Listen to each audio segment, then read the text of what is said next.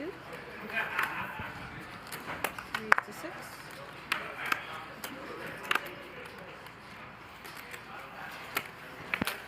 Raise 18.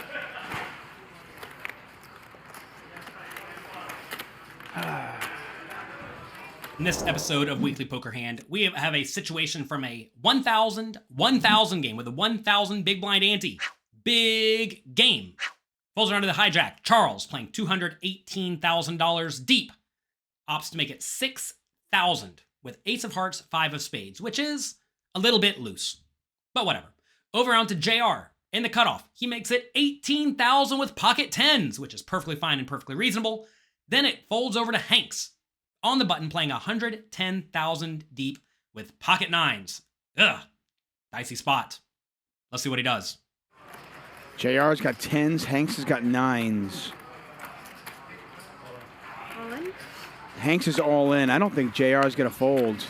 The last 45 minutes have been particularly ugly for Hanks. Like 130. After a bit of thought, Hanks rips it in. And I think this is a pretty rough spot. In general, in regular games, when it goes raise and 3-bet in front of you, you have to be very, very cautious because while the raiser could be kind of loose, the 3-better probably has something pretty good. So then the question becomes, if you rip it in for 110,000, will the 3-better call your 4-bet all in, a very big one, with many hands that you beat? And the answer is almost always no. They are always going to call aces, kings, queens, jacks. Ace King's flipping. Ace Queen suited's probably going to call it off. Then maybe they call 10s, and they're probably going to fold 8s. So in the situation, yeah, you have some pre-flop fold equity, but when you get called, it's usually going to be very, very bad. So I think you're actually supposed to just fold. I get that it's kind of a hijack versus cutoff, and you're on the button. It's not like it's early position raisers and 3-betters, but look, we're essentially playing something like 110 big blinds deep, and I think ripping it in here when you do shove and get called, you're usually going to be pretty unhappy. Maybe that's a little nitty. Maybe not. Let's see if we can get the 10s to fold. All right. Yeah, JR's like, you got me. I'm not folding 10s, buddy. 2 times. Pair? Yeah. Twice.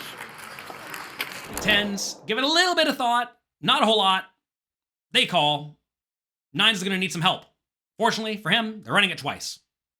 Let's see how the wheel spins. Molly's dead, buddy. Hanks pipped in this spot. 10s versus 9s. $231,000 in the pot. A rough 45 minutes for Hanks. Not much he could do here. Oh, he's got a draw, though. Looking for a club. Now he's just got to fade a 10. And the 10 of spades is the only card.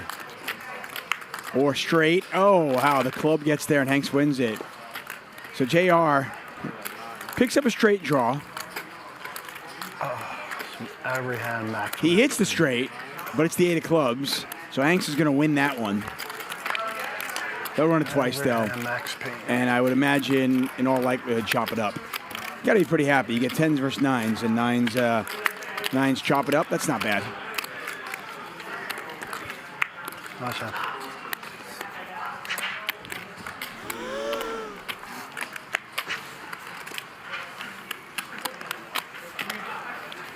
Oh, no.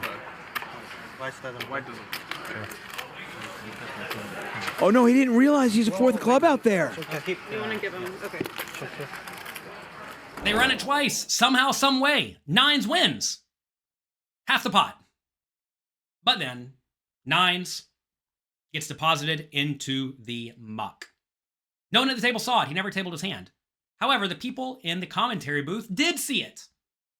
What I want to know is, do you think that the people in the commentary booth should come out and say, you actually got half the pot and award Hanks half the pot? Take a second. Think about it. Let me know in the comment section down below what you think about this very interesting spot, and I'll be back with my thought process on it. While you're down there, by the way, click the like and subscribe button. Thank you. He hit the set on the turn, giving JR a straight draw. The straight got there, but Hanks did not realize they had a club in his hand. tipping thousands, or what are we doing? We don't get involved in these Did we situations. group tip for her yet? No. Didn't. All right, let's group You can tip. give her. Thank you very much, Alan. And nobody saw his hand except us. He never turned it over. It's okay. We tipped her. I guess 5 back. Everyone's doing 5. We're all doing 300. Oh, my. Do whatever you want. So JR picks up a straight draw on the turn. And when it rains, it pours. At least in my opinion, every player is responsible for protecting themselves. I do not think that you should ever get any of the pot if you muck your hand face down. And in this scenario, Hank said exactly that. He didn't turn his hand up. If he just turned it up pre-flop, he would have gotten half the pot. If he would have, well, turned it up at any point on the river or whatever, like he should have, he would have gotten half the pot. Instead, he opted to conceal the information. He did not want to show his opponent what he had. And this time, it ended up costing him something like $116,000. If you ever have any doubt whatsoever, if you won the pot, turn your hand up. Now, I'm very sure in this spot that Hanks probably was very sure he did not win the pot.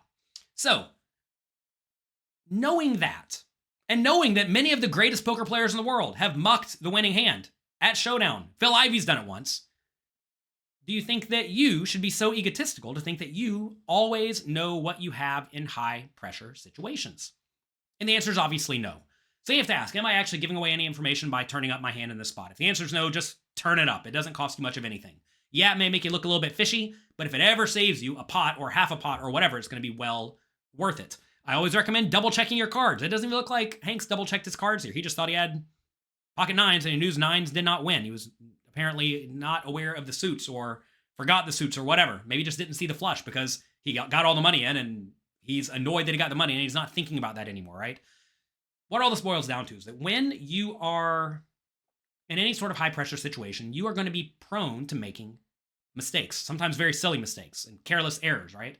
So if you're in those spots, protect yourself before you wreck yourself and develop systems to make sure that you do not muck the winner. That's it for today. Good luck. Have fun. Don't muck the winner. I'll talk to you next time.